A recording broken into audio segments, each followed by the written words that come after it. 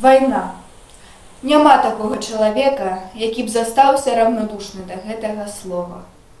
Дзеці вайны. Не пашкадавала вайна і іх, дзяцей, самае неабароненае насельніцтва краіны.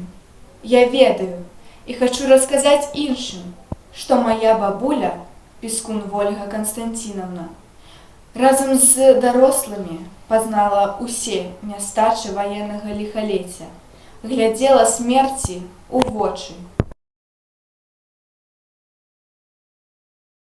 Ты кажаш, я не ведаю вайны, што мне тады гадоў было замала. Чаму яна забрала мае сны?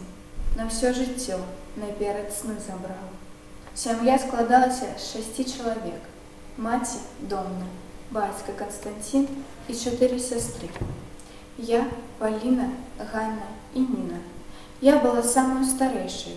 У 1937 годзе памерла маці. Калі пачалася вайна, бацька забралі на фронт. Я засталася адна з малодшымі сёстрамі. Было вельмі цяжка, дапамогі ніякай не было. Восенню 1942 года у вёску прыйшлі немцы. Забралі ўсіх падлеткаў і адвезлі ў Жыткавічы. Пасадзілі ў таварныя вагоны цягніка. Там ужо былі дзеці суседніх вёсак. Усе мы вельмі плакалі. Ехалі прыкладна 4 дні. Кармілі нас 1 раз у дзень кавалачкам хлеба і міскай пахлёбкі. Калі прывезлі на месца у Германію, высадзілі нас каля горада Кёльна. Размеркавалі на 2 групы. Хлопчыкі ў адну, дзяўчынкі ў другую. Пасадзілі ў машыны і прывезлі да баракаў, якія былі агароджаны калючым дротам. Пасялілі нас у гэтыя халодныя баракі. Работы было шмат.